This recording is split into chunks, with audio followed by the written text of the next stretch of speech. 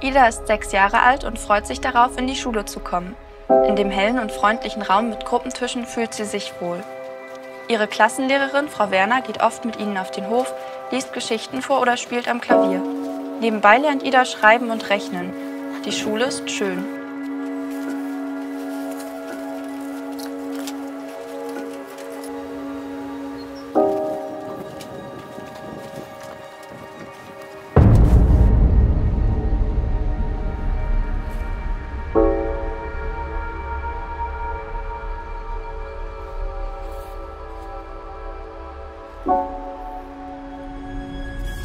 Das ist Ida, als sie 17 Jahre alt ist. Sie steht mitten im Abitur und hat überhaupt keine Lust mehr auf Schule.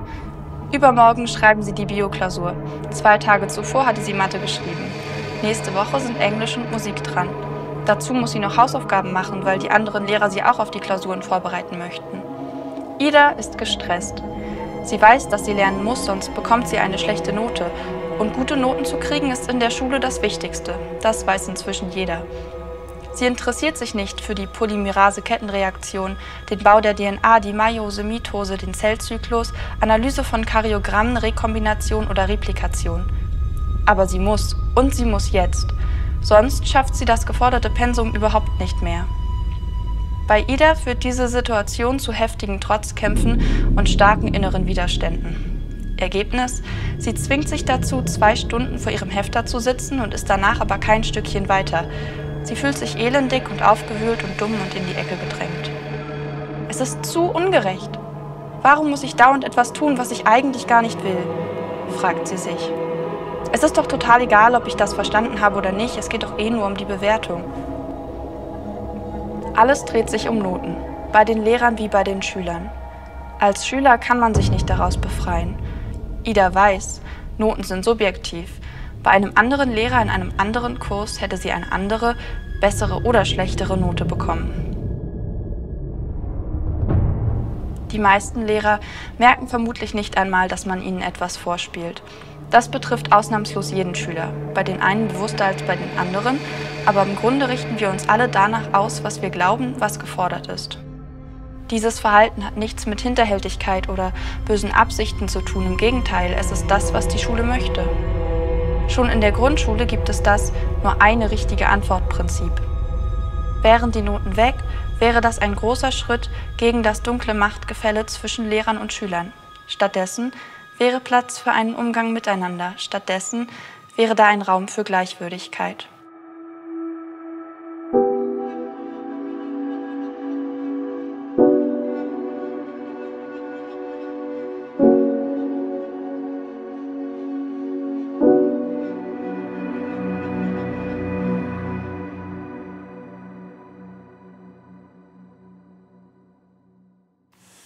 Also was mir als allererstes auffällt, wenn ich jetzt in so eine Berliner Schule komme oder auch in viele Berliner Schulen hintereinander, dann ist das eigentlich erstmal ganz positiv die Vielfalt. Also dass einfach krass viele Kulturen, ich habe immer das Gefühl, die ganze Welt ist irgendwie da vertreten.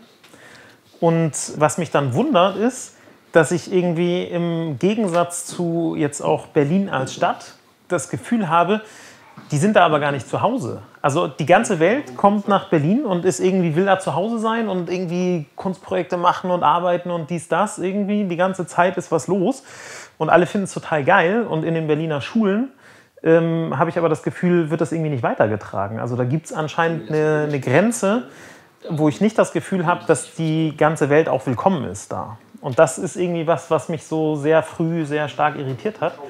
Und was ich lange Zeit erstmal gar nicht verstanden habe, was da eigentlich los ist. Naja, ein weiterer Punkt, der mir total aufgefallen ist an Berliner Schulen, ja, der mich auch echt ein bisschen aus der Fassung gebracht hat eigentlich, ist, dass Schülerinnen uns gefragt haben, ob wir von außen sind oder ob wir neu sind. Und wir haben gar nicht verstanden, wieso identifizieren die uns so? Wir laufen einfach ganz normal rum und machen halt irgendwelche Sachen und bringen irgendwas in irgendein Klassenzimmer oder so. Und uns war gar nicht bewusst, dass wir jetzt irgendwie auffallen. Und dann haben wir zurückgefragt, warum wir denn auffallen oder was denn die Frage eigentlich ist. Und dann haben sie gesagt, naja, sie lachen die ganze Zeit und sie haben immer gute Laune. Und dann dachte ich so, oh krass, okay. Deswegen sind wir die anderen oder die Neuen, weil wir gute Laune mitbringen. Und das fand ich ein krasses Bild und sehr bedenklich. Das habe ich nicht gelernt in der Schulzeit, das zu machen, was ich will und das zu machen, was ich für sinnvoll halte, sondern ich habe immer das gemacht, was ich denke, das will der oder die Lehrerin jetzt hören und das mache ich jetzt und dann kriege ich eine Eins und dann ist alles gut. Das war so mein Durchmogeln und es hat richtig gut funktioniert und es ging mir damit auch gut. Aber im Nachhinein habe ich dann gemerkt, okay, aber ich habe nicht gelernt zu sagen, nee, das finde ich jetzt irgendwie doof. Und Widerstand zu leisten, das ist dann was ich später lerne oder gelernt habe und immer noch lerne. Was natürlich schwer ist, wenn es in einem Schulkontext man nie ausprobieren konnte. Da muss dann nicht irgendwie, dann gibt es nicht so einen Rahmen für alle. Also es ist ja auch, gibt es ja auch nicht für Erwachsene. Ja, ihr müsst alle das Gleiche können. Warum muss es dann für Kinder geben? Ist doch völlig überheblich zu sagen, ihr müsst alle das Gleiche können, weil wir mussten das auch aushalten früher oder was.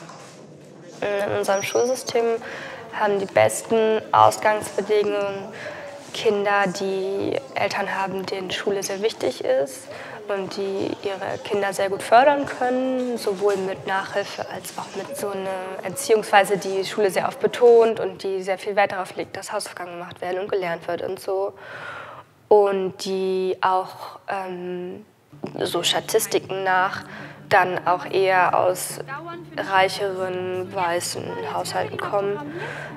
Weil auch Kinder, die super viel lernen oder die Eltern haben, die Schule sehr wichtig finden, die aber aus migrantischen Familien kommen, manchmal von Lehrern das nicht gesehen wird, weil in ihrem Kopf diese Folie ist, kommt irgendwie aus einem Haushalt mit Migrationsgeschichte und die können eh nicht so gut Deutsch oder keine Ahnung, was da in den Köpfen abgeht und das muss auch gar nicht bewusst sein und ich will das auch nicht vorwerfen, aber das ist halt struktureller Rassismus, der irgendwie überall herrscht und auch in der Schule. Der größte blinde Fleck bei LehrerInnen, beziehungsweise was ihnen vermittelt werden sollte in der Ausbildung, ich glaube ganz viel abgesehen von Rassismus, wo ich nicht viel Erfahrung habe und deswegen nicht so gut sagen kann, wie es wirklich ist. Und ich war auch in Schulen mit mehrheitlich weiße SchülerInnen. Aber was mir manchmal so auffällt, ist sowas wie, dass Lehrer gar keine Sexismus-Sensibilität haben oder sehr wenig feministisch sind, Lehrer und LehrerInnen. Dass zum Beispiel immer irgendwie 3 starke Jungs gebraucht werden, die jetzt mal die Atlanten irgendwie holen, wo man echt so denkt, okay, irgendwie, die sind alle 10 Jahre alt, die sind alle irgendwie nicht stark so, dann nehmen wir halt irgendwie 5 und dann die kriegen das auch irgendwie getragen und was für ein Klischee jetzt. Also das Erste, was ich ändern würde im deutschen Schulsystem, ist, glaube ich, das Offensichtlichste, was eigentlich fast unnötig ist zu sagen, aber da es immer noch nicht geändert ist, sage ich es trotzdem, Noten abschaffen, klar. Also dieses Abrichtungssystem, was einfach alles, was irgendwie unterschiedlich ist und sein will und in seiner Art irgendwie erscheinen will, was einfach abgemäht wird durch diesen Notenrasenmäher die ganze Zeit, was einfach Terror ist für alle. Und ich meine wirklich für alle. Also es ist, glaube ich, es ist niemand, glaube ich, wirklich zufrieden und glücklich mit diesem komischen Ungeheuer Notengebung. Noten verklemmen uns eher. Wenn ich eine schlechte Note an irgendwas habe, werde ich eher deprimiert, anstatt motiviert. Ich merke selber, dass ich ohne Noten auch viel besser lernen kann. Größtes Beispiel hier beim Theater. In unserem Projekt, da habe ich gar keine Noten bekommen, trotzdem weiß ich, dass ich gut bin. Durch die Feedbacks etc., durch die Menschen, die mir zugucken, durch die Kommentare. So verschaffe ich mir meine eigenen Noten. Brauche nicht von irgendeinem Lehrer oder keine Ahnung was.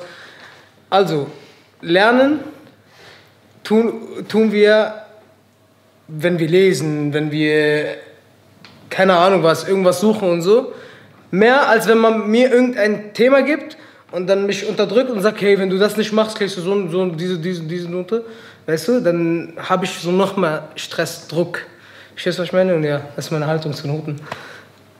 Meiner Meinung nach kann man viel besser durch Gemeinschaft lernen und durch eine Gruppe, die nicht zwanghaft irgendwas lernen muss, sondern die was lernen will.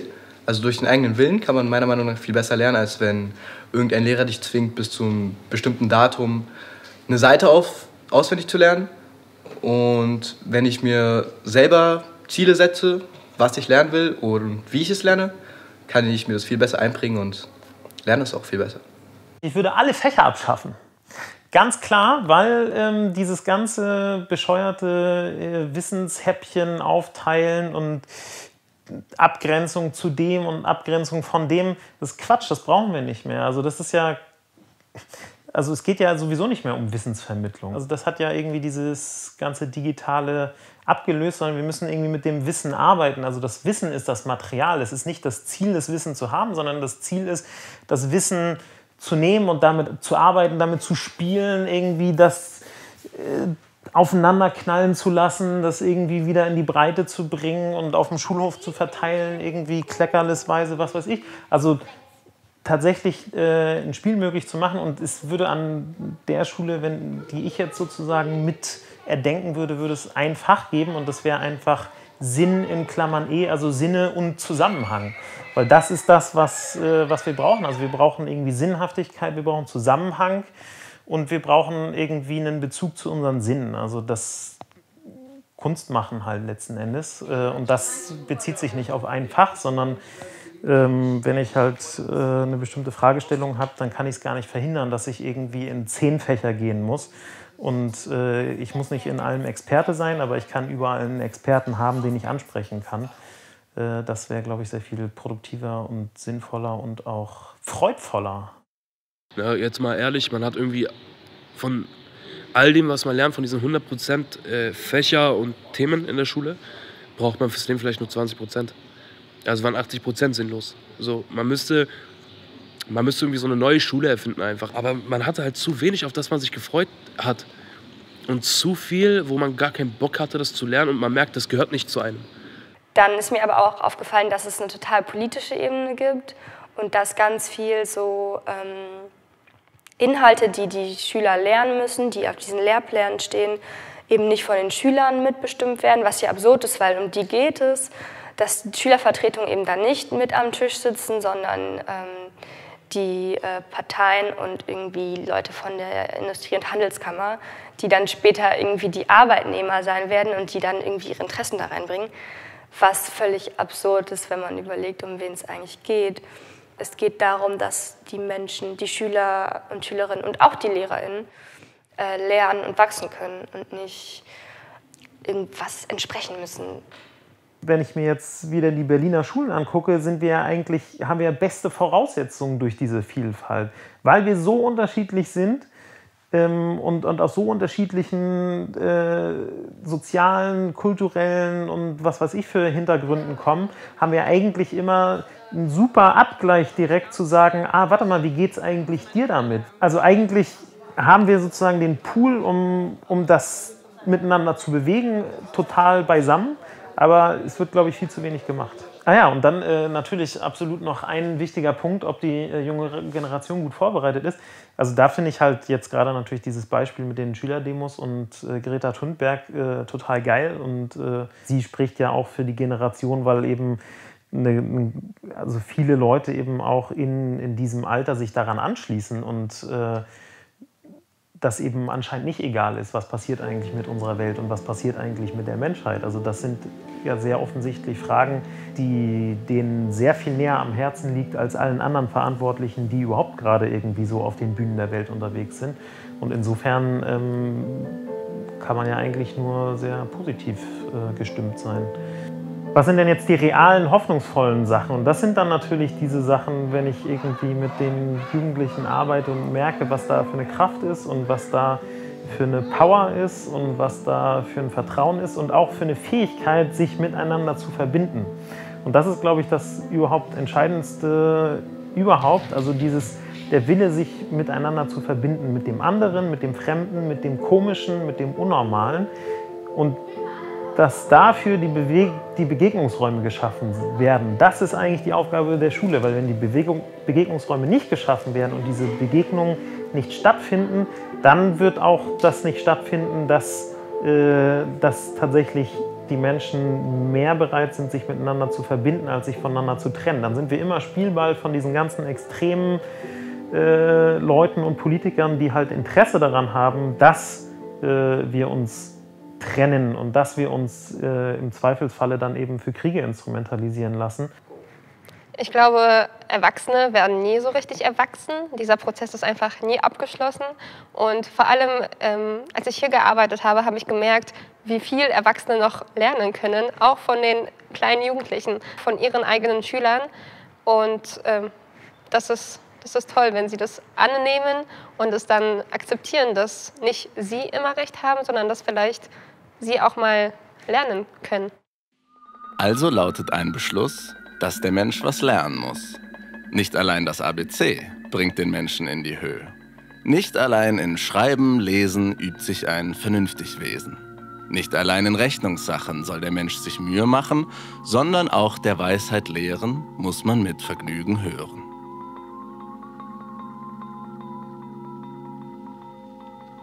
Der Verein ACT e.V. hat sich auf die Suche gemacht, wie Lernen wieder mit mehr Weisheit und Vergnügen gelingen könnte. Selber denken und führen lernen, statt zu folgen. ACT e.V. vermittelt Führungskompetenz in aufeinander aufbauenden, konkreten Schritten. Dies gelingt zu Beginn am besten im Theaterunterricht, führt aber nach einiger Zeit überall hin. Im besten Fall ins wahre Leben. Hallo, ich bin Bekir und mir macht am meisten mit dem Paul Spaß, dass wir unsere Stücke selber ausdenken dürfen und unsere Bewegungen auch. Also, dass wir keine anderen Stücke nehmen, sondern uns selber Sachen ausdenken. Hallo, ich bin Leonie und mir macht am meisten Spaß, dass wir, wenn wir in Gruppen arbeiten, dass wir die Bewegungen und auch Texte selber uns ausdenken.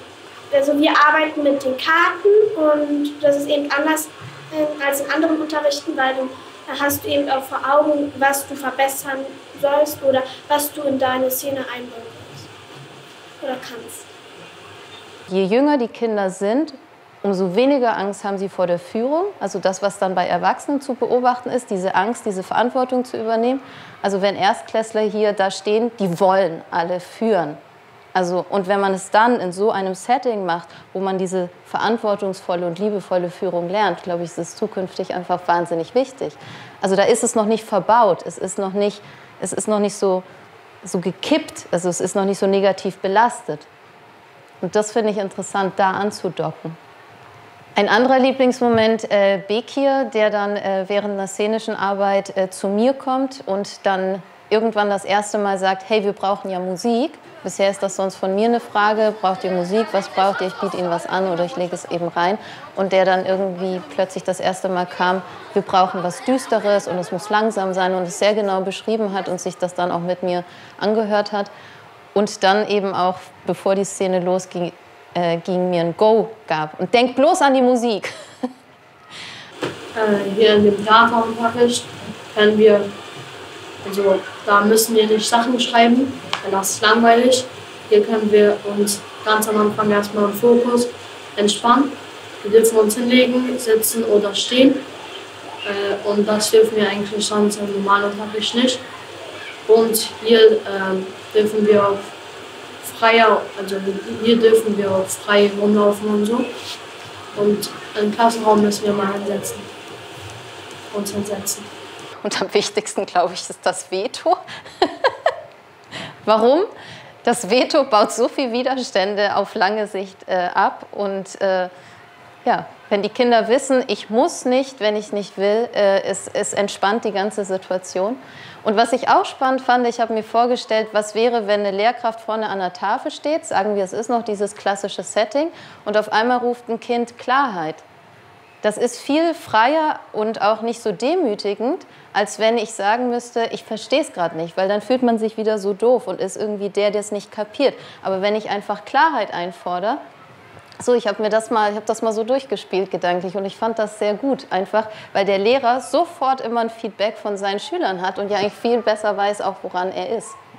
Was ich schon gelernt habe in 3 Jahren, also ich wusste jetzt nicht, was Veto bedeutet, dass es im Theater unterschiedliche Tempo gibt, zum Beispiel, oder ich wusste jetzt auch nicht so richtig, das ist peinlich, aber ich wusste nicht so richtig, was Freeze bedeutet.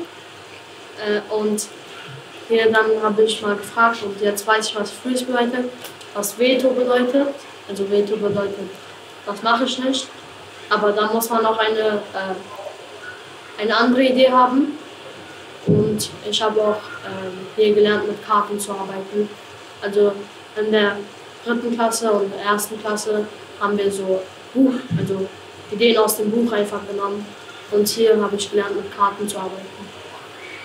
Was ich auch sehr spannend finde, ist Thema Mischpult. Also in jedem Fach sagen wir haben noch Fächer, partizipative Spielwiesen zu eröffnen. Also alles Wissen, das ich als Lehrer habe in Mathe, in Deutsch, in Erdkunde, ich weiß es nicht, das in Mischpulte zu übertragen, diese im ganzen Klassenraum auszulegen.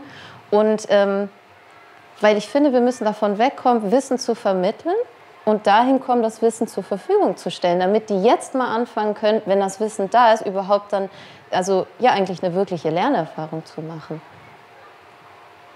Also wir dürfen machen, was wir wollen, aber nur wenn wir eben die Erlaubnis bekommen, in Gruppen selbstständig zu arbeiten, dann können wir uns da jetzt nicht hinlegen oder so, also wir müssen trotzdem arbeiten, aber uns wird nicht vorgeschrieben, welche Bewegung wir machen sollen oder was wir sagen, sondern wir machen es eben selber und das meinten wir damit, dass wir entscheiden können, eben, was wir machen. Also ich arbeite ja hier in der Schule mit vielen Kindern über viele Jahre und da merke ich, auch auf so einen langen Zeitraum gesehen, dass das Selbstwertgefühl enorm steigt. Das ist auch natürlich in kurzen Zeiträumen zu beobachten, aber auf diese lange Zeit hin merke ich noch mal sehr viel differenzierter, was da passiert, weil ich einfach an deren Geschichten und Entwicklung viel näher dran bin und mehr mitbekomme. Ich finde, dass im Theater ein normales Fach werden sollte, also weil auch im Deutschunterricht musst du alles aufschreiben, wie Beki schon gesagt hat, aber im Theaterunterricht kannst du das, was du eigentlich aufschreiben sollst, in eine Bewegung umwandeln und so dir besser merken. Deshalb finde ich Theater auch cool. Im Rahmen des Akteure-Programms werden ehemalige SpielerInnen bei ACT e.V. zu Spielleitungen ausgebildet, die eigene Gruppen anleiten. Die Ausbildung erfolgt prozessbegleitend und basiert auf dem Konzept der menschlichen Führung von Maike Plath. Ich habe vorhin ein Bild gesehen. Oh mein Gott, Sinan, guck mal, wie du da aussiehst, Alter. Alter, mit dem Bart. Hier, ja. Doch, das haben wir den Spiegel am Boden. Ey, ich fand die Bühne so gut. Ja, die war richtig schön beleuchtet. Olga. Auch in dem Film. Das war richtig. Ja, da waren wir alle drauf, oder? Ja. Nein, doch, hier bist du, wa? Ah ja, stimmt. Hä, bist du das? Ja. Doch, das ist sie. Welches Jahr Wo war ist das? Vivi? Warte mal. Hä, ich dachte, das ist Vivi. Vivi Ja, ist bestimmt dahinter. Ja. Hier ist ja. Da bist du, Sinan? Wo bin ich?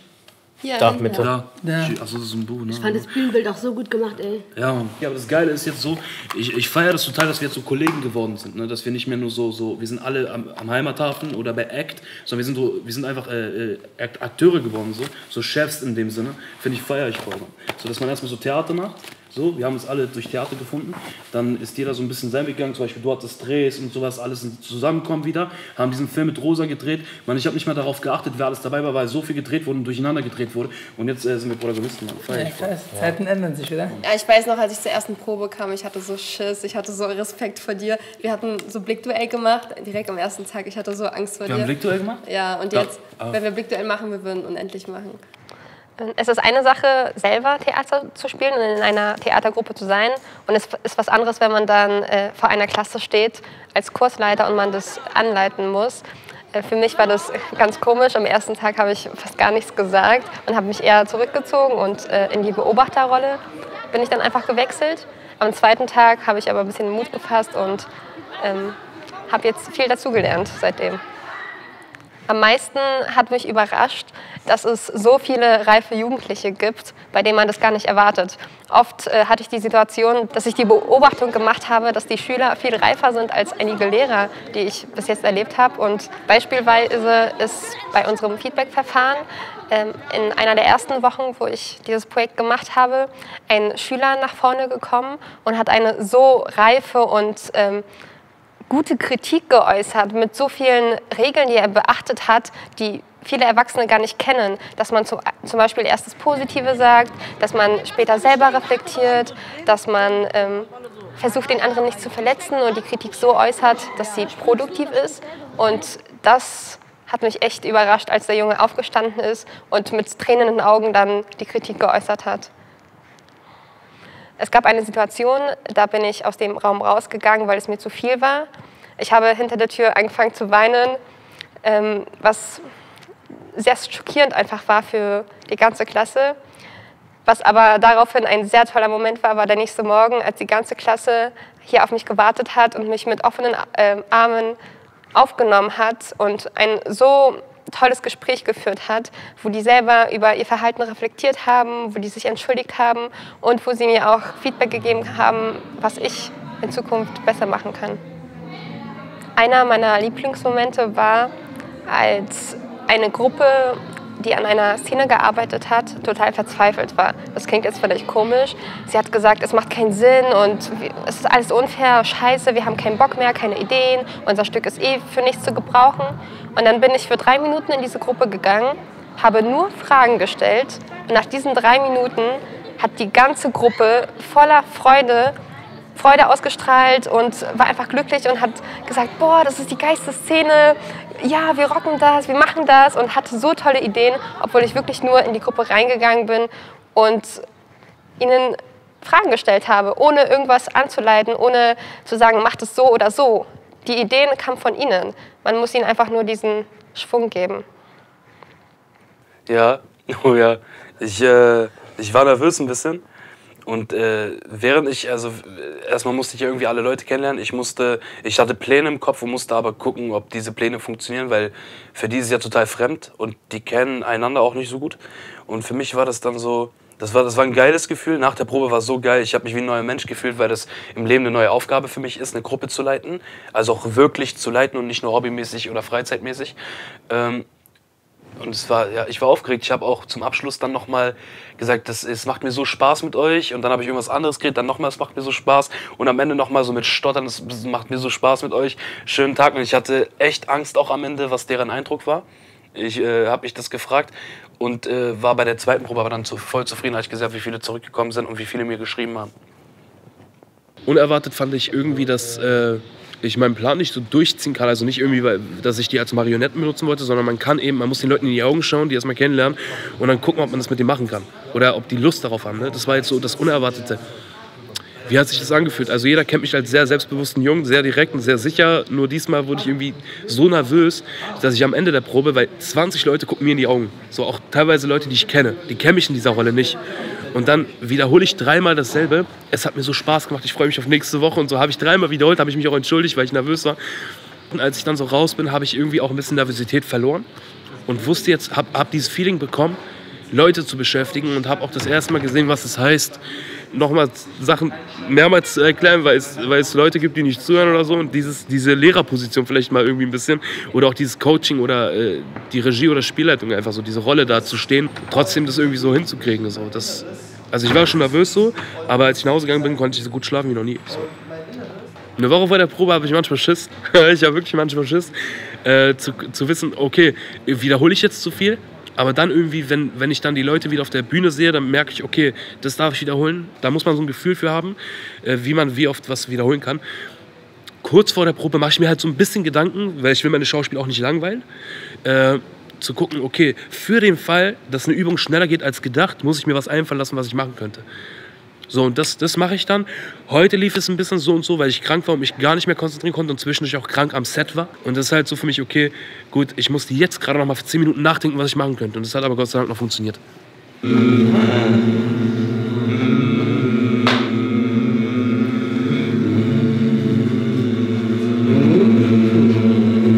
Und testet auch, wie lange ihr könnt mit der Hand.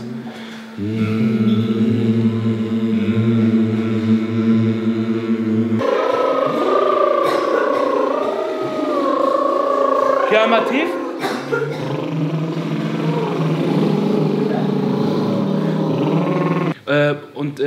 Genau, Abu Ali, da bist du, und Juri, ihr beiden wart letzte Woche nicht da, deswegen schlage ich euch jetzt vor, ihr nutzt diese halbe Stunde, um auch diese Aufgabe zu machen, nämlich, dass ihr 2 Minis sehen. Einmal tragische Liebe, also das Ende einer Liebe auf tragische Art und Weise und auf Comedy. Okay, 2 Minis sehen. Ihr inszeniert 2 Miniszenen zusammen. Das Ende einer Liebe. Genau, das Ende einer Liebe ist das Thema. Jeder von Liebe ist eure Entscheidung. Und einmal auf Comedy-Art und einmal auf tragische Art und Weise. Ja, richtig ernst, traurig, verstehst du? Ja, einmal cool. Und Miniszenen, nicht zu lang. Da macht ihr eine Dreiergruppe. Ja? Beide meiner Teamkollegen sind jetzt heute nicht mehr da. Also wer denn? Robert ist jetzt auch gegangen. Robert? Und Lars ist da. Ach, ich dachte, die waren zu zweit. Weißt du was, Roland? Kannst du da mir den Gefallen tun? Regie filmen? Willst du Regie filmen? Okay, Abu Ali, Batu, Juri, ihr 3, ist es okay, wenn er bei eurer Szene Regie führt? Ja. Ja? Ja. Ist okay, er war letzte Woche auch nicht. Und sein Team ist gegangen. Robert ist krank und Lapu ist auch krank. Kann er euch Regie führen? Ja. Also euch mithelfen? Aber das ist nicht wirklich. Ihr macht alles selber. Er macht Regie. Ich helfe euch nur bei der Regie zum Beispiel, bei der Umsetzung und so weiter und so fort. Wenn es okay ist für euch. Okay. Okay, haben alle die Aufgabe verstanden? Sobald gelästert wird, spaltet es die Gruppe. Das habe ich aus eigenen Erfahrungen miterlebt. Da habe ich eine knallharte Regel. Deswegen 100% ist wichtig. Privat, nach dem Theater, müssen die sich nicht vertrauen. Die müssen auch nicht unterwegs sein, die müssen nichts miteinander zu tun haben. Aber in dem Prozess ist Vertrauen wichtig. Die müssen jedem vertrauen, mit dem wir auf der Bühne stehen. Auch sowohl als Schauspieler, dass sie die Szene schon machen wird. Ich kann mich als Teamgeist, als Partner, sie ist meine Partnerin, mein Partner, ich kann mich auf dieser Person verlassen. Genau, und genau, man muss sich vertrauen können. Gott sei Dank herrscht Vertrauen hier. Ich musste auch einmal streng werden. Das musste ich, aber ohne irgendwie zu schreien. Aber zu sehen jetzt, okay, ich meine es ernst. Ihr müsst mich ernst nehmen. So. Ich habe Bock auf Humor und Harmonie. Aber wir haben 3 Stunden und wir müssen die auch gut nutzen und hört aufeinander irgendwie und versucht den zuzuhören, der euch auch zugehört hat. So. Und ich will die ja nicht wie in der Schule umsetzen. So. Weißt du? Und dann ist es halt so, ich lasse dich da stehen, aber hör jetzt zu. So. Und ich habe natürlich keine einzelne Person angemeckert, aber eine gewisse Gruppe, wo ich sage, was gibt es jetzt da zu lachen? So, weißt du? Und ich versuche es aber auch mit Humor. So. Letzte Woche zum Beispiel hat auch einer so die ganze Zeit gequatscht, während ich was erklärt habe, ist dann sogar zu einem Kollegen rüber, während ich was erklärt habe. Da bin ich hin, habe ihn getragen, auf seine Position gestellt. Und das war so ernst und mit Humor, damit ich das vermische. Das ist wirklich die größte Hürde. Aber dann irgendwie noch Freund und Kollege zu bleiben und nicht so ein strenger Regisseur, der sagt, mach weiter oder du fliegst raus. So. Das würde ich sowieso nicht tun. Aber das ist halt diese Kontrolle über sich selber irgendwie. Aber das ist halt, ich habe jetzt wirklich 20 Leute. So. Das hatte ich auch noch nie. Ich habe auf jeden Fall die Stärke, also das ist der Punkt Menschenkenntnis. Ich habe die Stärke wirklich zu sehen, was in einem Menschen vorgeht. Wirklich. Also ich weiß ganz genau, wann es einem Menschen schlecht geht, gut geht, ob der Mensch jetzt bereit ist, über dieses Problem zu reden. Wenn ich jetzt beispielsweise sage, komm, rede doch so, sag mir was, erzähl, was dein Problem und so, und der Mensch sagen würde, nein, wüsste ich kann trotzdem sagen, los, rede, weil ich weiß, es würde nicht zu viel werden. Wenn ich aber merke, okay, der will wirklich nicht, dann lasse ich ihn auch in Ruhe.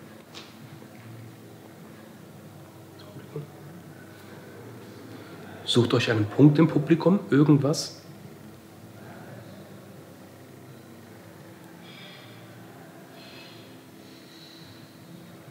Solange bis ihr denkt, es ist ein echtes Lächeln. Ich weiß, es ist schwer, man braucht ein bisschen Zeit. Quält euch nicht.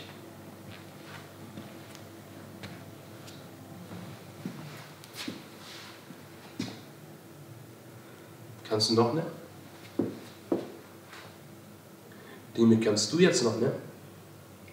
Du musst ihn nicht berühren. Zu viel. Zu viel, okay, dann ist nicht das Problem. Guck ihn an.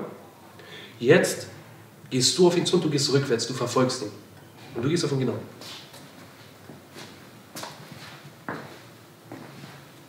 Du, Lapu, während er ernst guckt, lächelst du ihn an.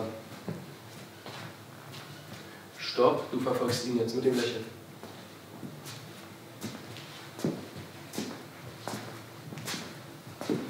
Bleibt lächelt euch weiter. Stopp. Bleibt stehen. Guckt euch an, lächeln. Immer gucken. Jetzt dreht euch zu mir. Seid neutral. Lächeln. Ernst. In der Probe, da sind ja Schauspieler sind Menschen. Ich würde sagen Menschenkenntnis. Instinkt. Ich glaube, einen Begriff gibt es gar nicht. Menschenkenntnis, Instinkt, Erfahrung, selber eine Leidenschaft für diesen Beruf. Und ich habe noch den Vorteil, dadurch, dass ich hauptberuflich Schauspieler bin, wissen kann, okay, wie fühlt der oder sie sich gerade und was muss der oder sie jetzt tun, um diese Unsicherheit oder von mir aus auch das Gute weiterzuentwickeln. Das weiß ich alles und das ist ein Jackpot. So, und Geduld. Oh, ich finde es eine große Herausforderung. Manchmal fühle ich mich so unter Druck, weil ich nichts falsch machen möchte. Aber irgendwie fühle ich mich auch gut, ich fühle mich selbstsicher, ich fühle mich stark, dass ich eine Gruppe anleiten kann und das finde ich gut. Und ich gehe jetzt auch nicht so ran, ey, ich bin hier eure Trainerin, ich bin hier dies und das. Ich probiere die so Auge auf Auge anzusehen, auf Augenhöhe und daher gibt es mir einfach voll viel. So, es macht Spaß und daher mache ich mir da keinen Druck. Die Schüler, die lernen sich neu kennen, also es ist komplett wirklich so krass, weil die sagen, die können nichts, dann muss man sagen, ey, doch, kannst du und dann ist es so, da tanzen die und dann entwickeln die sich einfach und sagen, oh, ich kann es ja doch. Und Kinder geben schnell auf, meiner Meinung nach, und denken sofort, dass wenn sie was nicht schaffen, dass sie nichts drauf haben. Aber man muss immer dranbleiben und dann sieht man auch die Kinder, dass sie was können. Und das finde ich schön, dass sie sich selbst so entwickeln.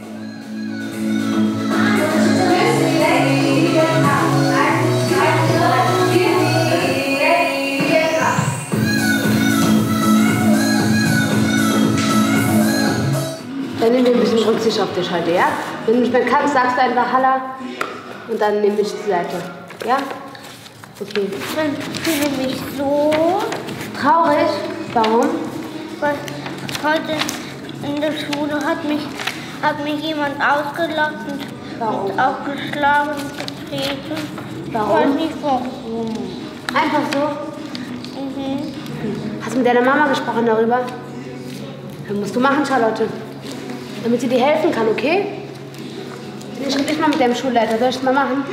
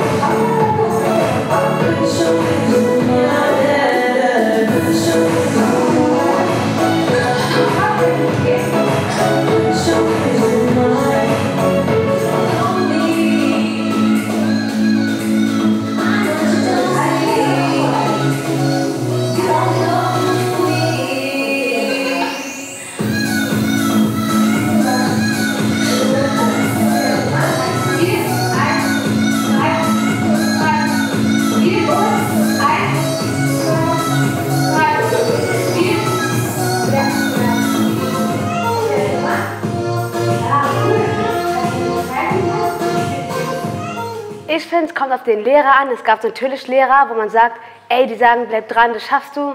Oder die sagen dir, du bist mal später eine ganz tolle Sängerin oder die beste Lehrerin der Welt. Aber es gibt auch Lehrer, was ich auch miterlebt habe, haben die mir gesagt, ey, du bist eine schwache Schülerin, mach lieber eine Ausbildung, Abitur ist nichts für dich. Und dann denkt man auch so, okay, der hat vielleicht recht, was sie sagt. Dann zieht man sich selber runter. Und ich finde das ganz falsch, weil ein Lehrer muss, egal wie schwach ein Schüler ist, muss immer sagen, ey, das schaffst du, weil dann ist es komplett die falsche Richtung. Und ich habe auch schon viele Schüler erlebt, die wegen den Lehrern sich beeinflussen lassen, die haben sich beeinflussen lassen von den Lehrern und machen deshalb jetzt nur noch eine Ausbildung, weil die denken, die sind nicht stark genug. Und das finde ich halt extrem traurig. Ich hätte in der Schulzeit gerne gelernt, wie ich mich selbstständig mache oder wie, wenn ich einen Wunsch oder einen Traum habe, wie ich den erfüllen kann, also wie die jeweiligen Schritte sind, wie ich nach oben kann. Wirklich, ich hätte mir einfach gewünscht, dass wenn ich einen Traum habe, dass sie mir helfen, wie kann ich sie verwirklichen, was sind die einzelnen Schritte. Ja, aber was ist die Größe der Bewegung, Charlotte? Also zum Beispiel, also 1 ist ganz klein und 2 ist so ein bisschen höher und das wird dann immer höher und größer. Genau. Und nach der Zahl bis 10 Stopp. Oder zum Beispiel vergrößert eure Bewegungen beim Zähneputzen zum Beispiel, werden immer größer. Oder genau. Oder noch? Oder wenn wir drehen, wird die Arme immer größer. Genau. Sehr gut. Also das sind Gefühle. Genau. Kannst du mal ein Gefühl beschreiben? Zum Beispiel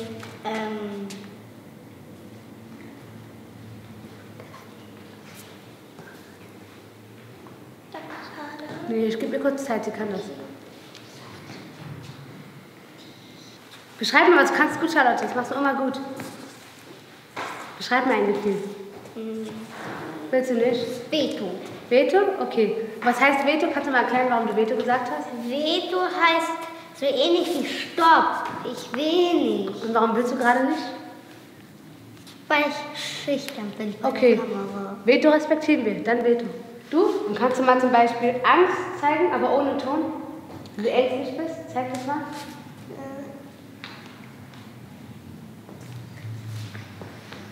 Veto. Veto, warum? Weil ich habe Angst. Kannst du? Probier mal. Ja.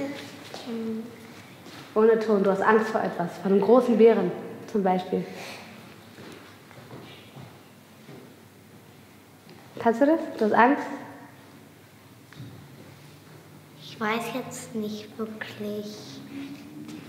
Du, Joshua, willst du mal kurz probieren?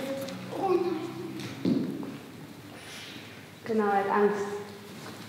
Sehr gut. Ich muss schon sagen, dass die Theaterwelt mich verändert hat, beziehungsweise geprägt, aufgrund dessen einfach, ich habe mehr gelernt, mich selbst zu lieben, meinen Selbstwert kennenzulernen. Also damals habe ich mich nicht mal getraut, in einer Gruppe meinen Namen zu sagen. Und vor 2 Jahren stand ich auf der Bühne vor über Hunderten von Leuten und das ist so ein Riesenfortschritt. Und da lernt man auch einfach, so sich selbst zu lieben, so sich selbst kennenzulernen und das finde ich ganz, ganz wichtig. Weil man braucht das für die Zukunft und das ist ein Riesenschritt, was ich hier gelernt bekommen habe. Also das heißt, ich kann jetzt irgendwie sagen, okay, ich möchte, dass wir anfangen mit einer Reihe hinten und dann sollen alle im Catwalk in Tempo 3 nach vorne kommen und dabei Jelly-Bewegungen machen, zum Beispiel. Gehen in Tempo 6. Dann kannst du das machen, so mal so, ja, guck mal. Und hier ist vielleicht immer eine rote Karte zum Beispiel, ja. Was du machen sollst mit einem Gefühl, mit einem Gefühl. Kannst du aussuchen. Jetzt seid ihr wütend in Tempo 1. Ihr geht langsam nach vorne.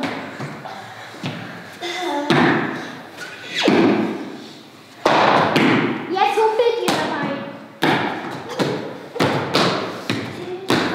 In Tempo 3. Durch den Raum. Der Sinn dahinter, dass das sozusagen durchgezählt ist, dass jeder mal übt, Chef zu sein. Ja, also ich hatte nicht erwartet, dass es so schwierig wird mit den Zeiten, dass ich alle auf einmal auf einen Fleck kriege. Das habe ich nicht erwartet, also hatte ich mir vorher nicht vorgestellt.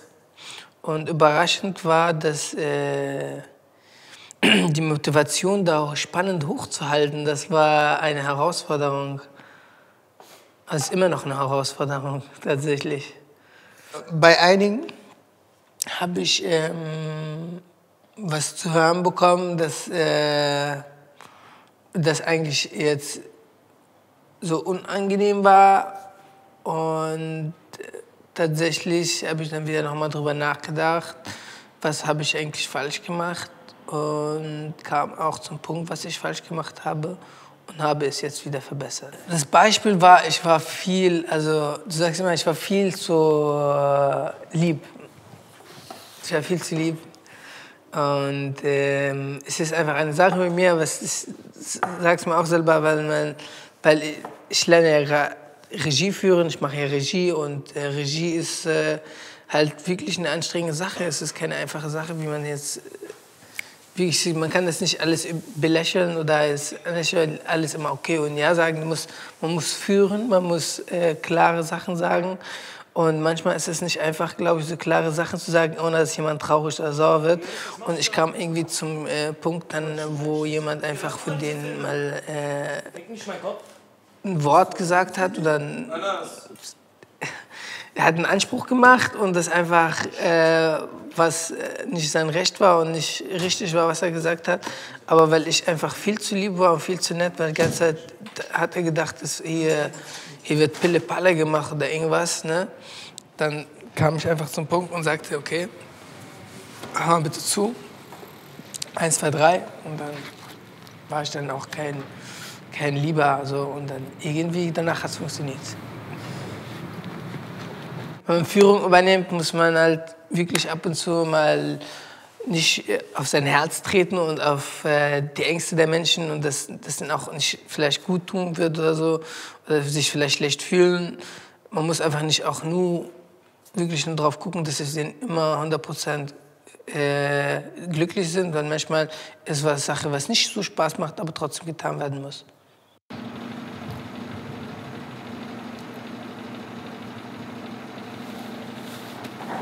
Warte mal, wir haben gerade alles falsch gemacht. Einfach, mach mal einmal weiter. Stell dich mal einfach hin, wie es war. Komm mal zurück, Hamudi. Stell dich mal dann, wo du Das sind jetzt Nahaufnahmen. Danach ist es genau bei euch. Ja. Er muss sich unbedingt. Ja. Er macht das. Die Kamera macht schon. Okay? Bleib mal da. So. Er zeigt ihm. Ach so. Und später gibt er die Tasche, okay? Mal kurz Ruhe.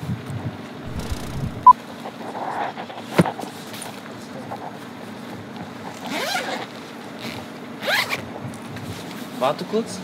Kameraposition. Ey, ihr dürft nicht reden. Man hört alles im Mikrofon. Talib, ja, du musst auch am besten wissen, ja. Das ist noch empfindlicher als das andere. Wir machen das hier nochmal, dann machst du eine neue Kameraposition, dann machen wir das hier richtig. Okay? Damit die auch wissen. Wir machen gerade die Perspektive auf uns und dann kommt die Perspektive auf euch. Aber er kann ja auch so, kann er mit einfangen. Ja. Wenn er die Kamera dreht. Er fängt so ein paar ein, so. Auch wenn ihr weiter steht, im Bild sieht danach anders aus. Ja, let's go. Ja. Könnt ihr Licht bei euch anmachen? Nee, da stimmt das Licht nicht. Das ist auf einmal an. Okay. Weiter.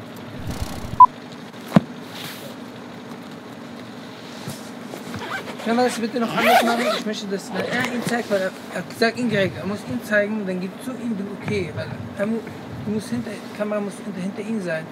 Ja? Muss mittig sein, hier. Kommst du hier an? Sieht man dann alle? Ja, das ist...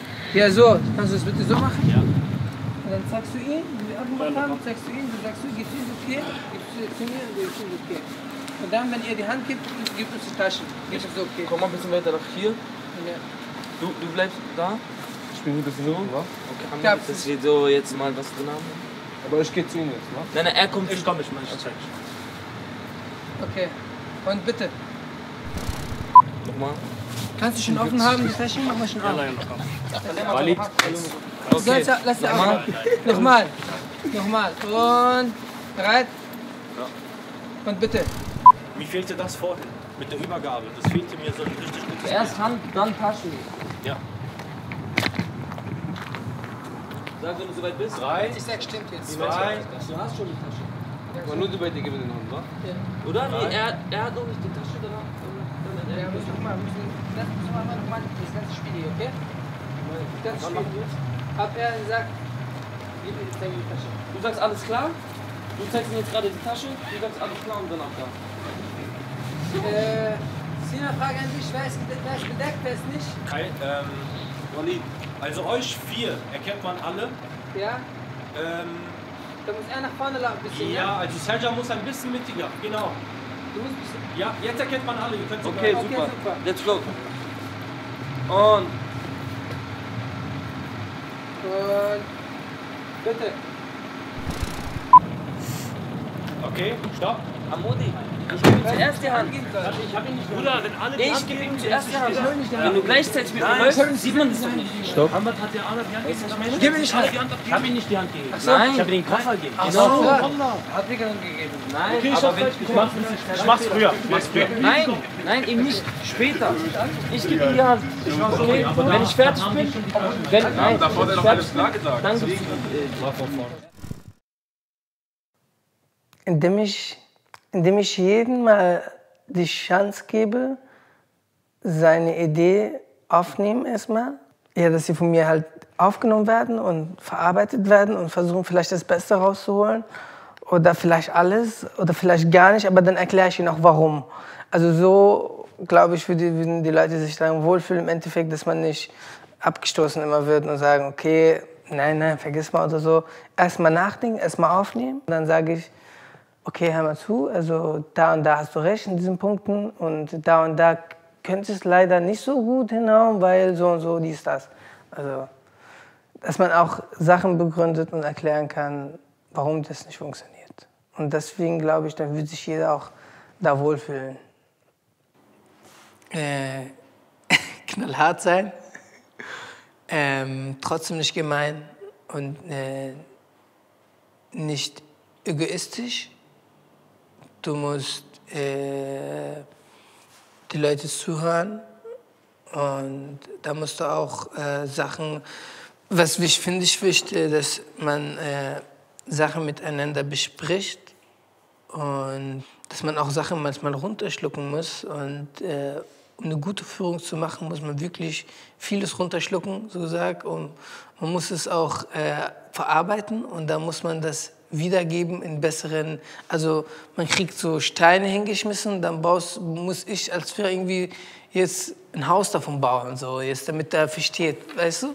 Und jetzt weiß ich circa, wie man das machen kann in Zukunft noch besser, weil wie gesagt, es ist meine allererste Erfahrung. Ich bin sehr froh drüber und ich bin ich kann wirklich von mir sagen, ich habe mich sehr viel entwickelt. Ich habe viele Fehler und viele Lücken bei mir gesehen, die ich daran schleifen müsste, als wenn ich Führung übernehmen will und wirklich ein guter Regisseur sein will, muss ich einiges ändern und bin auch gerade bei ändern. Und es wird immer dazu, man lernt nie aus, man lernt immer was dazu, aber es sind einfach ganz wichtige Dinge, die ich glaube, ich auch hinkriegen würde und hinkriegen werde. Und deswegen gute Sachen für Regie führen und Führung übernehmen ist ganz klar für mich, dass an allererster Stelle knallhart sein. Also das habe ich wirklich gelernt jetzt. Man kann nicht mehr nur tralala sein, man muss wirklich mit einem Lächeln sagen, sorry Leute, wir müssen das so und so machen.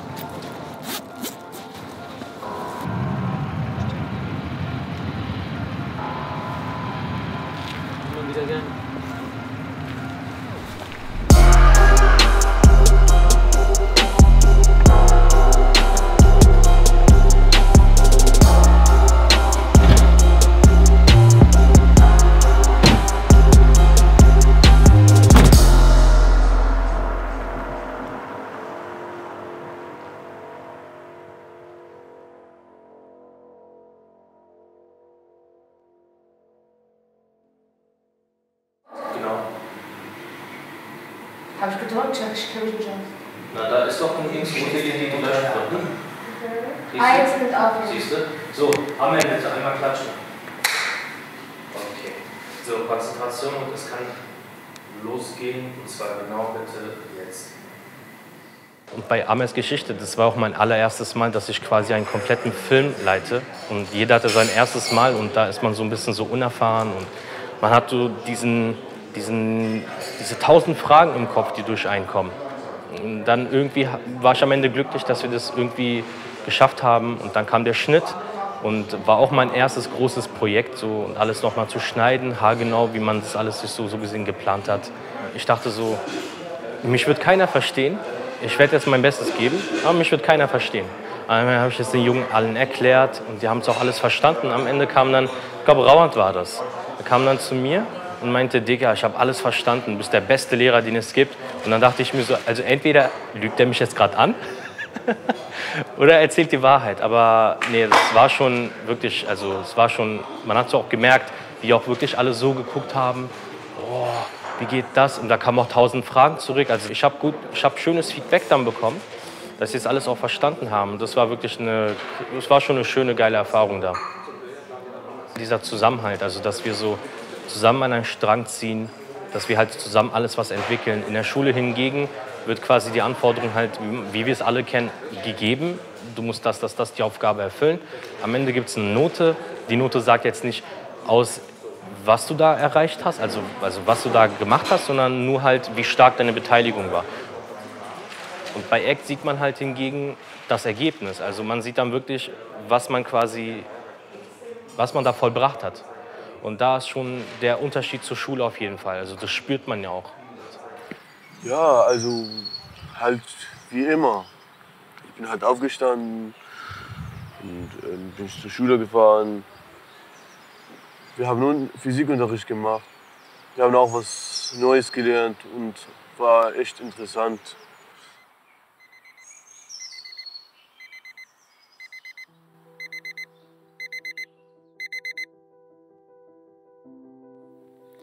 Ich bin 15 Jahre alt. Ich lebe in einer großen Familie, die aus einem Vater, einer Mutter und 9 Geschwistern besteht. Mein Vater hat seine Arbeit und meine Mutter ist nur zu Hause, um uns zu erziehen. Alle meine Geschwister sind eingeschult worden, außer 3. Ich bin im selben Jahrgang mit meiner Schwester, also in der 9. Klasse. Es ist Krieg und viele Menschen wollen einfach flüchten. Die Kinder gehen nicht mehr zur Schule. Ich bin gerade eben in der 9. Klasse. Ich bekomme mein Zeugnis und gehe direkt zur Sekundarschule, um mich dort anzumelden. Ich melde mich an und warte auf die Schule, bis sie nach den Sommerferien geöffnet wird. Mitten im Sommer wird meine Stadt Al-Hasaka vom IS angegriffen. Die Menschen gehen auseinander und jeder will einfach entkommen. Jeder für sich selbst. Ich sehe fast nichts wegen der explodierenden Bombe. Ich passe auf meinen kleinen Bruder auf, ich nehme seine Hand und renne mit ihm weg. Die Kurden helfen den Menschen mit den Bussen, um sie an die türkisch-syrische Grenze zu bringen. Wir wollen in die Türkei. Wir gehen durch die Hölle. Wir müssen auf uns aufpassen, um nicht erschossen zu werden. Das Selbstanleiten ist an sich kein Problem. Ich war bei der Jugendgruppe, bei Maike, sie hat uns beigebracht, wie man Regie führt und Verantwortung übernimmt. Und das habe ich dort oft auch einfach gemacht. Deswegen war das nichts Neues für mich. Was aber neu war, dass ich meine Ideen nicht rüberbringe, dass das nicht gefragt ist, was ich dazu zu sagen habe oder ob ich das gut finde oder nicht, ob ich das verändern würde oder nicht, sondern dass ich nur da bin, um den Jugendlichen die Möglichkeit zu geben, sich zu entfalten. Und das fiel mir anfangs sehr schwierig in den ersten 2 Wochen. Nach den 2 Wochen, als die Präsentation der Szenen war, was die Kinder erarbeitet haben, habe ich gesehen, es geht auch ohne, dass ich meinen Senf dazu gebe. Und das war eine große Lehre für mich. Ich weiß schon, aber also du bist die Freundin, die anruft und lästert. Du könntest die Mutter sein und ich bin Michelle. Also spielt ihr alle 3 spielen zweimal, einmal in eurer Szene und einmal in ihrer Szene? Nein, wir machen alles. Nein, also unsere Szene machen wir selber und niemand. Achso, dann kommt ihr. Diese Mission muss ich in den Vordergrund stellen und meine persönlichen Sachen oder meine persönlichen Probleme und Erlebnisse einmal kurz zur Seite stellen. Das muss ich auch noch lernen. Und das andere, was man vielleicht noch besser machen kann, ist die Kommunikation im Team, gegenseitig mit der anderen Kursleitung. Es ist schwierig, wenn 2 verschiedene Kursleiter 2 verschiedene Wege haben zu arbeiten. Aber unsere Aufgabe ist es, diese Wege zu kombinieren und daraus dann das Beste rauszuholen. Und da müssen, glaube ich, noch alle dran arbeiten. Ich auch. Viel wichtiger als keine Fehler zu machen, ist, dass man aus diesen Fehlern lernt und dass man bei der nächsten Situation, wo dieser Fehler nochmal vorkommen könnte, besser ist und es besser macht und einfach daraus stärker wird und was lernen kann.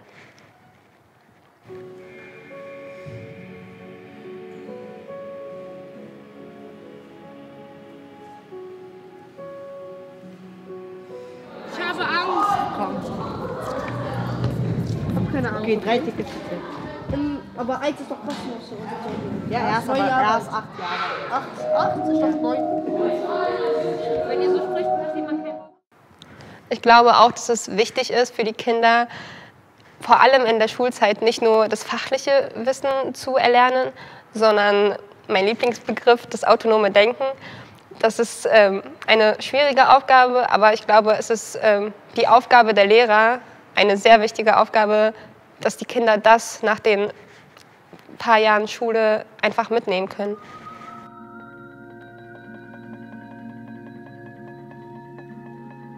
Diese ganze Problematik auch nur aus dem Grund ein Thema ist, weil sich um das Schulsystem wahrscheinlich sich seit 100 Jahren keiner mehr so richtig gekümmert hat und wir praktisch noch auf denselben Bänken sitzen wie die Kinder vor 100 Jahren, die ganz andere Mittel zur Verfügung hatten, um gewisse Dinge zu lernen.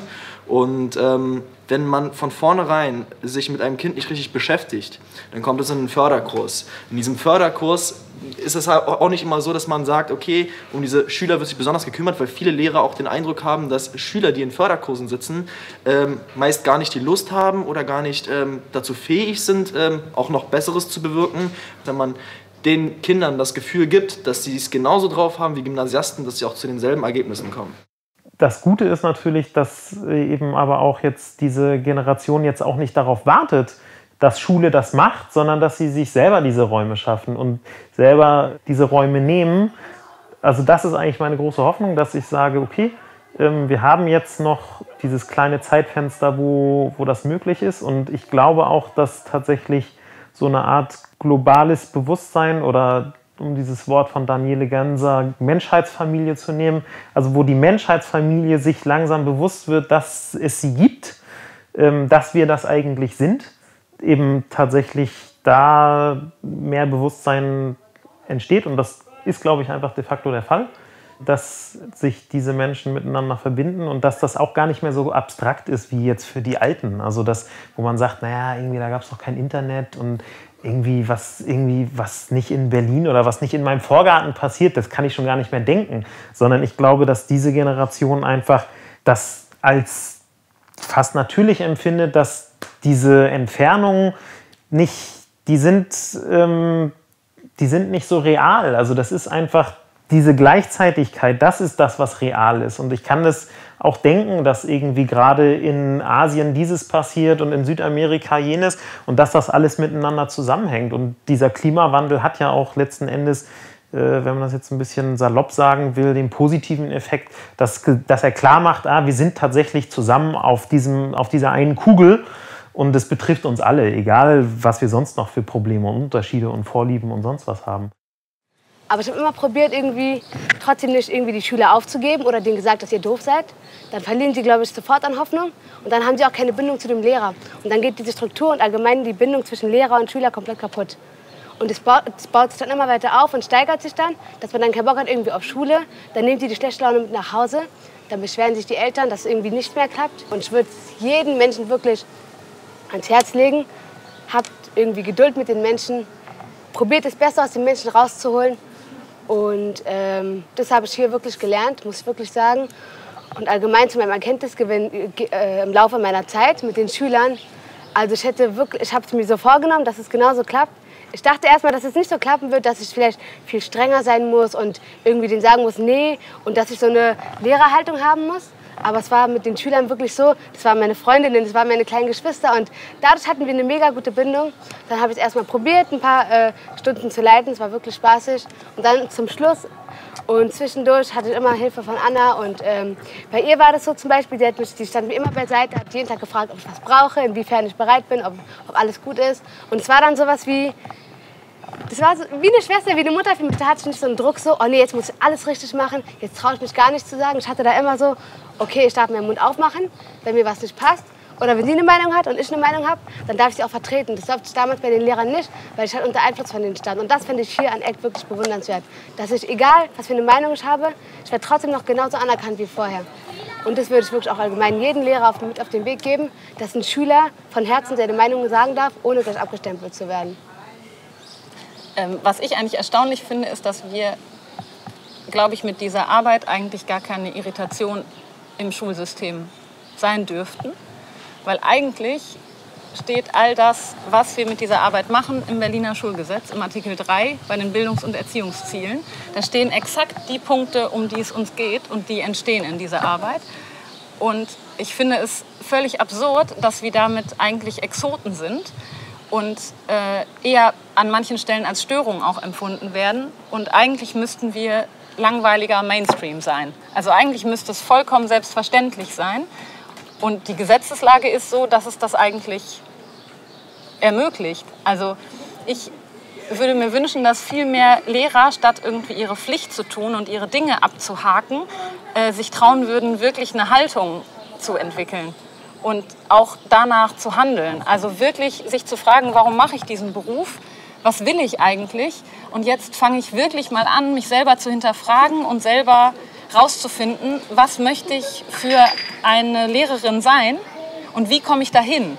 Und ich glaube, dass wir an einer Schwelle stehen, wo der Beruf des Lehrers oder der Lehrerin viel stärker mit einer Selbstreflexion, das meintest du auch eben, also wo der Beruf des Lehrers und der Lehrerin viel stärker eine Selbstreflexion erfordert. Ich glaube manchmal, dass es eigentlich bei der Ausbildung viel stärker in solche Bereiche wie eine Psychologieausbildung zum Beispiel gehen müsste, wo selbstverständlich Selbstreflexion und gegenseitige Reflexion mit drin sein müsste. Lehrerinnen und Lehrer haben kaum Möglichkeiten in ihrem Alltag was zu reflektieren und dann werfen die irgendwie immer irgendwo ein Arbeitsblatt rein und machen so ihre Pflicht und eigentlich passiert aber an der Stelle, sie tun ihre Pflicht, aber es passiert überhaupt nicht das, was ihre eigentliche Aufgabe ist, nämlich das Lernen passiert. Das können auch andere, aber die müssen aufhören, nach dem System zu leben. Worum es mir geht, ist nicht automatisch, Lehrer sein heißt nicht Lehrer sein.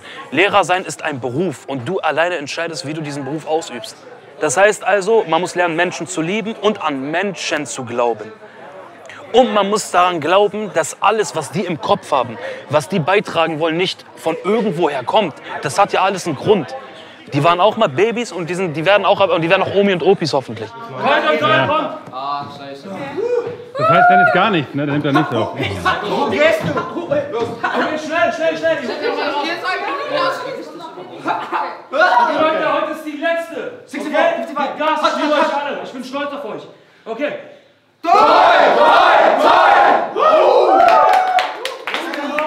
Also um eine Gruppe zu leiten, zu führen, quasi die Verantwortung für eine Gruppe zu übernehmen, das allererste ist Respekt, auf jeden Fall. Das ist egal wie alt, egal wie jung. Das ist das Wichtigste. Jeden das Gefühl zu geben, er hat genau selbe prozentual, wenn man so sagt, wie ich. Also quasi halt wie ich als Mensch. In dem Sinne, dass auch die Person was beitragen kann zur Welt. So, jeder Mensch kann irgendwie was beifügen. Das sollte man ihnen klar machen. Und man muss dann auch wissen, wie mit Feingefühl rangehen, indem man halt irgendwie die Grenzen kennt. Man muss diesen Menschen ins Auge sehen und mit denen reden und sagen, doch, mach doch mal. Also ganz easy peasy, denen quasi das Gefühl zu geben, du hast es schon richtig gemacht und mir hat es von außen gefallen, weil nichts, was man macht, ist falsch. Das kann nur, wenn überhaupt nicht passen. Aber dafür kann die Person im Moment nichts, weil ich das ja von außen betrachten kann. Dann geht man hin und sagt ihnen quasi, was man von außen gesehen hat. Und dann die aber auch wirklich machen zu lassen, die in Ruhe zu lassen. Nicht irgendwie jede 10 Sekunden irgendwie was dazu zu sagen. Einfach raushalten und die machen lassen. Vertrauen. Und hinterher kann man die Person zur Ecke nehmen. Da muss man erstmal irgendwie, habe ich glaube ich auch schon mal gesagt, sofort erzählen, wie gut das war. das ist das A und O, weil die warten halt darauf und denken gerade selber darüber nach, wie es war. Und die einen können das und können sagen, das war gut, die anderen sind vielleicht eher so, dass sie sagen, schlecht, oder die anderen können es gar nicht einschätzen. Dann habe ich die Aufgabe, denen direkt zu sagen, dass es richtig war, was du gemacht hast. Und man muss auch mit der Einstellung reingehen, ich gehe jetzt rein, sehe Menschen und mache etwas, wovon ich selber lerne. Somit helfen wir uns alle gegenseitig. Und niemals, niemals, niemals, niemals, niemals, niemals A und O, niemals eine Person vor andere Menschen demütigen. Das macht man, indem man die anschreit, das macht man, indem man die anmeckert, indem man denen sagt, du machst alles falsch, wegen dir ist das Ding scheiße, du bist heute zu spät gekommen, jetzt sei leise und brüll hier nicht auf der Bühne rum. Alles vergessen, du nimmst ihn zur Ecke, sagst, das geht nicht, so kommen wir nicht weiter, aber anschreien generell nützt eigentlich gar nichts. Es geht nicht darum, möglichst viel zu lernen, natürlich schon, aber wichtig ist, was man lernt. Es ist viel wichtiger, dass die Kinder nach den Jahren Schule, nach dem Abitur oder nach dem Abschluss einfach Menschen werden. Und das ist das, was man verändern sollte.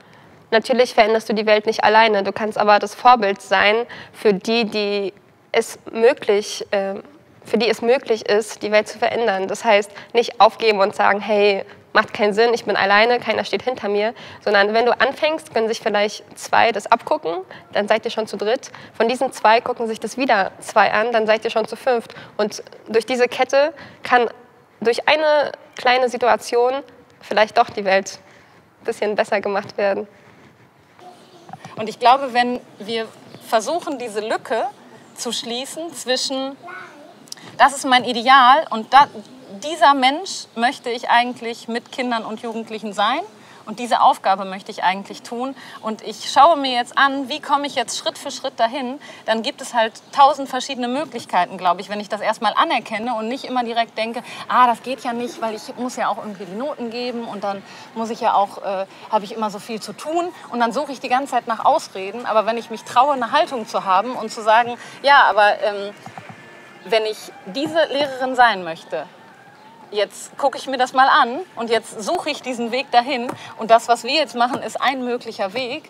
Aber das ist ja einer von zigtausenden wahrscheinlich, wenn wir uns endlich eingestehen, dass grundsätzlich etwas falsch läuft und dass diese Irritation und dieses ungemütliche Gefühl, was eigentlich alle Lehrerinnen und Lehrer, die ich kenne, haben, wenn wir das tatsächlich ernst nehmen und sagen, wir sind eigentlich wahrscheinlich gar nicht das Problem, sondern wahrscheinlich ist dieses ungemütliche Gefühl total gesund.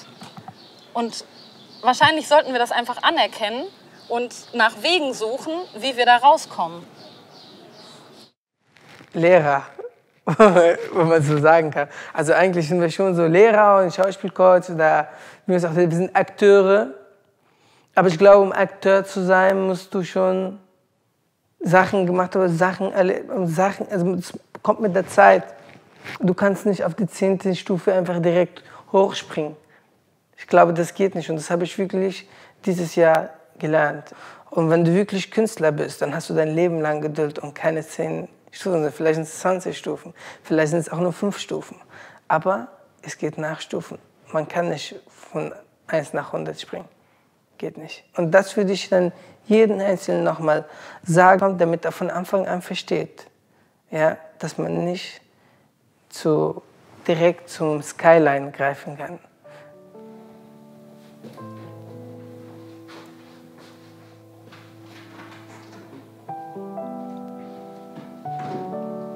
Ich glaube, das wäre wichtig für jeden, der führt, so wie ich jetzt das erste Mal, also eine Gruppe hat, zu Hause zu sitzen, zu gucken, wie schön das Gefühl ist und was man geschafft hat und wie nah man fremde Menschen, wie nah man diesen Menschen doch gekommen ist und dann irgendwie zu gucken, wie es sich anfühlt und diesem Gefühl nachzugehen und dankbar zu sein. Genau.